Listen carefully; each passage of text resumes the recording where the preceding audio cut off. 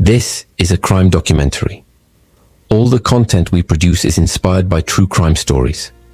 We research and write our scripts using the same techniques as law enforcement in their investigations. We cross-reference all our sources and we are confident that the story we are about to tell you is substantially accurate. However, to protect the privacy of the individuals involved and to protect the integrity of ongoing investigations, we do make minor changes to the names, locations, and identifying characteristics of those involved. So while the story itself is accurate, some of the details may differ slightly from the real events. Please remember that behind every crime, there are real victims and their families. Our goal is to honor their memories by telling their stories accurately and respectfully. The year was 1982 and the place was Washington State, specifically the Green River area which borders the city of Seattle. It was the era when bell-bottoms and afros were going out of style and the Walkman was changing how people listened to music. And in the midst of all these fads and trends, a series of crimes unfolded which shook the region like never before. These crimes were more than just chilling. They were meticulous, sinister, and in the beginning, unfathomable. Let's start at the beginning. Imagine a day much like any other in the summer of 1982. The sun is shining, birds are tweeting, and people go about their daily lives unaware of the shadows lurking nearby. On August 15, 1982, a young woman named Wendy Lee disappeared. She was 17, lived at home with her mother, and had recently graduated from Franklin High School. Her future was full of promise. She had plans, dreams, and a family who loved her. Then she vanished. Her disappearance sent ripples through the community. Friends and neighbors searched, worried, and hoped for the best. Days turned into nights, nights into weeks, and still there was no sign of Wendy. The police were involved, but leads were scarce. This case was about to take a turn. About 2 weeks after Wendy's disappearance, something unusual was discovered near the Green River. It was a pair of women's shoes. They were muddy, suggesting they had been in the river for some time. These shoes would become the first tangible link in a series of terrifying cases. You see, in the days that followed, similar discoveries were made. Shoes, clothing, body parts, all found near the river. And with each discovery, the mood in the community shifted from worry to fear to disbelief. What was happening here? Who was responsible for this? As the investigation deepened, the pieces of the puzzle began to fit together in a way that shocked the investigators. 5 more sets of remains were found along the river banks, all women between the ages of 16 and 23. They were not related, seemingly unconnected in their lives or backgrounds. At the time, this diversity seemed puzzling. But as more victims were discovered, a horrifying pattern emerged. All of them had been strangled. Their bodies had been dumped near the Green River. Many had been last seen hitchhiking or in the company of men. It was as if a shadow had fallen over the region, preying on young women and leaving behind nothing but despair and mystery. In a community once filled with laughter, there was now a pervasive sense of unease. Parents held their children close. Friends walked home in groups. The carefree days of summer had turned into a nightmare. Fear became a constant companion. The press labeled the mysterious killer the Green River Killer, a name that would echo in the annals of crime history. This wasn't just a random spree. It was the work of one individual, a predator stalking his unsuspecting victims. The King County Sheriff's Office knew they were dealing with a methodical killer. He had carefully selected his victims, isolated them, and then struck, leaving no witnesses and very little physical evidence. Every case was a mirror image of the others, which pointed to one conclusion. They were all connected. Enter Detective Dave Reichert, a man who would dedicate a significant part of his career to this haunting case. He joined the team in 1987, and despite the case being 4 years old, he was determined to find answers. His journey was marked by frustration, dead ends, and false starts. But his persistence paid off in ways he could not have imagined. Years passed, and the case grew cold. Hope began to fade, replaced by the harsh reality that justice might never be served. But things were about to change dramatically. Technology had advanced significantly since the late 1980s, and the Green River case was about to benefit from this progress. By the end of 1996, advancements in DNA technology allowed the cold cases to be reopened. A new sheriff, a new prosecutor, and a new vigor marked this phase of the investigation. When questioned again, Gary Ridgway, the man who had been cleared previously, was asked to provide a DNA sample. This time, unlike the previous test, the results were conclusive. Gary Ridgway was a match to the DNA found on some of the victims. In a swift and decisive move, authorities arrested Ridgway, ending a 14-year manhunt. The arrest sent shockwaves through the community. Someone they had known all along was the elusive killer. Gary Ridgway was a familiar face in his neighborhood, quiet, unassuming, and hardworking. He had worked as a truck painter for King County Metro and had no criminal record. This unexpected twist raised more questions than answers. How could someone so ordinary be capable of such horrific acts? The confession, however, provided the final piece of the puzzle. Gary Ridgway confessed to killing 48 women between 1984 and 1998.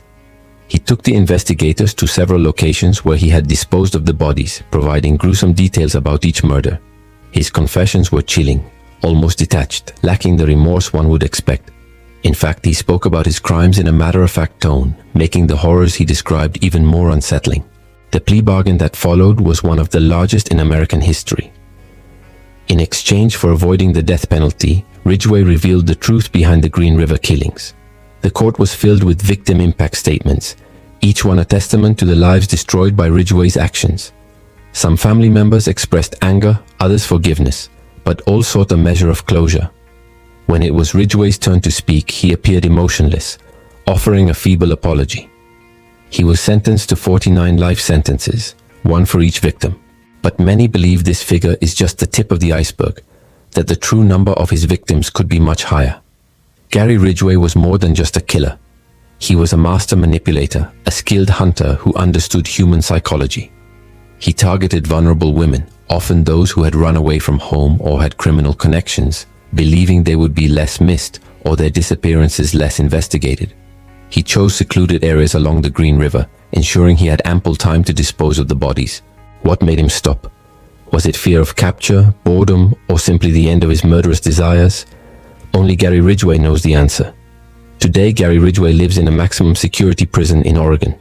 He spends 23 hours a day in solitary confinement, allowed out only for an hour of exercise. He's under constant surveillance, both physically and electronically. He has no access to television or radio and receives limited reading material. His meals are brought to him and he has no contact visits. He will never see daylight again. The Green River case changed the way law enforcement handled serial killer investigations. It highlighted the need for interagency cooperation, improved DNA technology, and public awareness. It also raised questions about the effectiveness of the justice system in protecting the most vulnerable. Today, as we look back at the Green River case, we remember the victims, their lives cut short, their futures stolen by a monster. We honor their memory by learning from this tragedy, by advocating for the rights of the marginalized, and by working towards a safer world for all. The quiet waters of the Green River hold many secrets, but perhaps the most chilling is the knowledge that a monster once walked among us, hiding in plain sight. The Green River killer case serves as a reminder that evil can lurk in the most unexpected places. Gary Ridgway was not your typical serial killer. He wasn't driven by a lust for power or a desire for fame. He was a regular guy who did extraordinary evil for reasons that continue to elude experts. He was a phantom who haunted the Green River, a specter of fear that left an indelible mark on an entire community. His methods were methodical, his targets vulnerable, and his legacy terrifying. The case raises profound questions about human nature, about the darkness that can reside in the heart of an ordinary individual. It challenges our perception of good and evil, forcing us to confront the uncomfortable truth that sometimes the greatest monsters wear the most ordinary faces. Gary Ridgway's story is a grim chapter in American crime history, a narrative of terror that continues to send shivers down our spines even today. His crimes were not just heinous, they were meticulously planned, showcasing a level of forethought and callousness that is truly disturbing. He chose his victims with a chilling precision, targeting those he believed would be overlooked by society, those whose disappearances would generate less attention and fewer resources dedicated to finding them. He operated in the shadows, striking with calculated precision and leaving behind a trail of unanswered questions and shattered lives.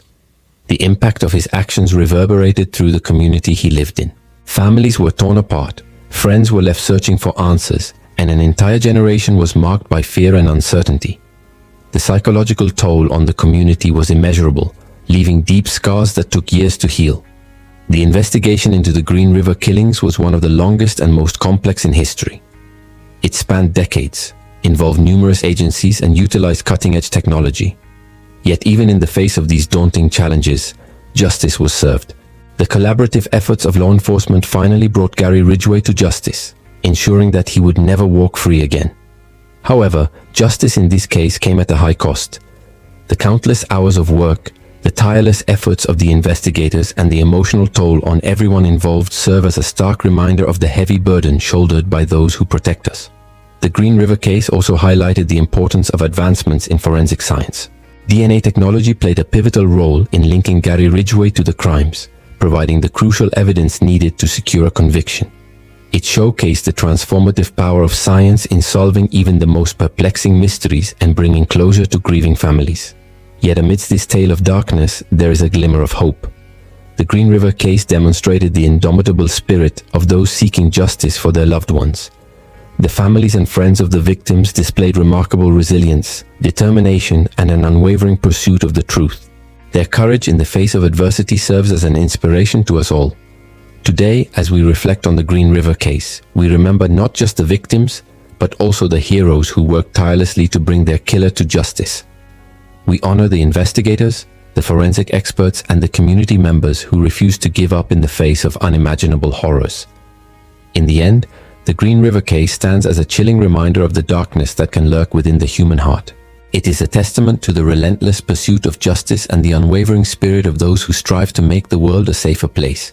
Gary Ridgway, the epitome of a modern-day monster, serves as a cautionary tale, a specter of fear that continues to haunt our collective consciousness.